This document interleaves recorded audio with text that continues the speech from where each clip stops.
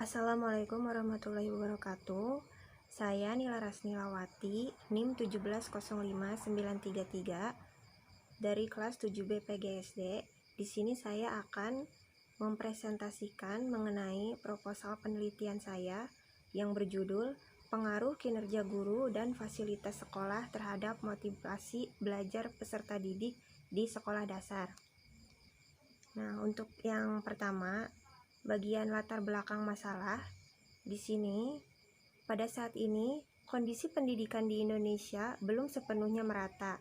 Dibuktikan dengan berbagai masalah yang dihadapi peserta didik saat belajar, seperti yang terjadi pada peserta didik di kelas 5 di SDN Sukajaya yang terletak di daerah Subang. Cara kerja guru yang belum maksimal dan fasilitas sekolah yang kurang memadai. Beberapa peserta didik juga menganggap bahwa ada sebagian mata pelajaran yang sangat sulit, dan hal itu dapat berpengaruh terhadap ketuntasan nilai pada mata pelajaran tersebut. Dan nilai tersebut tentunya akan berkaitan dengan kinerja guru dan kualitas ataupun fasilitas yang ada di sekolah tersebut. Misalnya, seperti cara penyampaian materi yang belum mengena pada diri peserta didik. Lalu, untuk rumusan masalahnya, di sini yang pertama, bagaimana gambaran kinerja guru di kelas 5 SD. Lalu yang kedua, bagaimana gambaran fasilitas sekolah di kelas 5 SD. Dan yang ketiga, bagaimana pengaruh kinerja guru dan fasilitas sekolah terhadap motivasi belajar peserta didik di kelas 5 SD. Nah, untuk tujuan penelitiannya di sini yaitu yang pertama, untuk mengetahui bagaimana gambaran kinerja guru di kelas 5 SD. Yang kedua, untuk mengetahui bagaimana gambaran fasilitas sekolah di kelas 5 SD. Dan yang ketiga, untuk mengetahui bagaimana pengaruh kinerja guru dan fasilitas sekolah terhadap motivasi belajar peserta didik di kelas 5 SD. Dan untuk manfaat hasil penelitian, adapun manfaat dari penelitian yang akan dilakukan adalah yang pertama, bagi sekolah.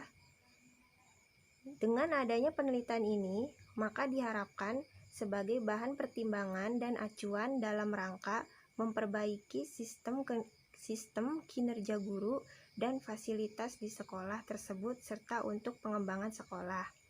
Lalu yang kedua, bagi guru, yaitu sebagai masukan dalam mengelola dan meningkatkan strategi belajar serta mutu pengajaran agar dapat dipahami oleh peserta didik di sekolah. Lalu yang ketiga, bagi peserta didik. Dengan penelitian ini diharapkan para peserta didik mendapatkan pembelajaran dan fasilitas yang lengkap sehingga dapat meningkatkan hasil belajar peserta didik.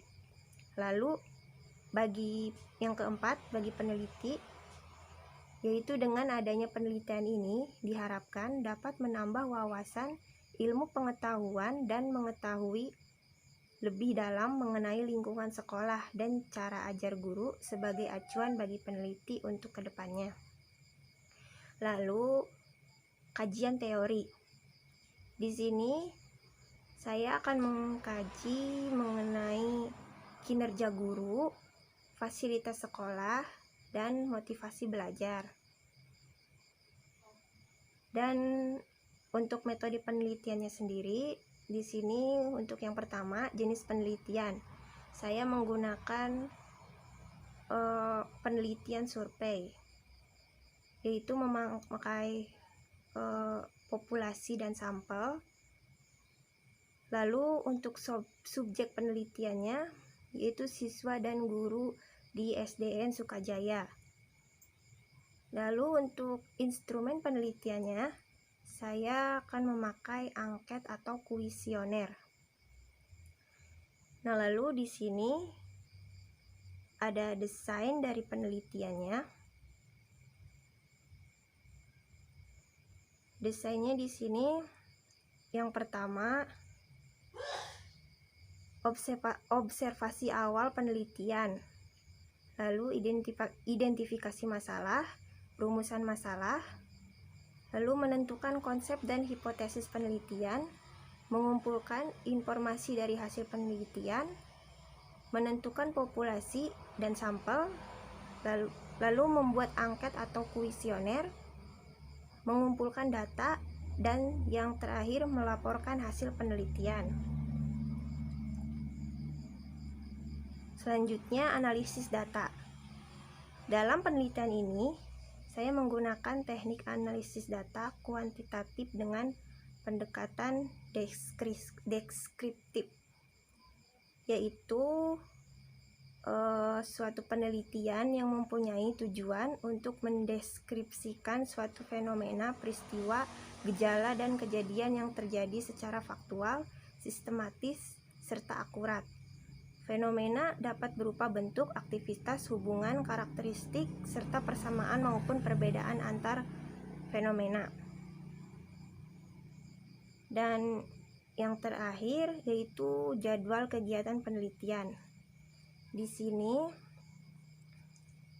saya telah menyusun untuk kegiatan penelitian ini, yaitu menyusun proposal skripsi bulan November, sidang proposal Desember, bimbingan skripsi dan penelitian bulan Januari sampai bulan April, lalu untuk sidang skripsi bulan Mei. Ya, mungkin sekian pemaparan dari saya. Mohon maaf bila terdapat banyak kesalahan. Wabillahi taufiq wal hidayah. Wassalamualaikum warahmatullahi wabarakatuh. Terima kasih.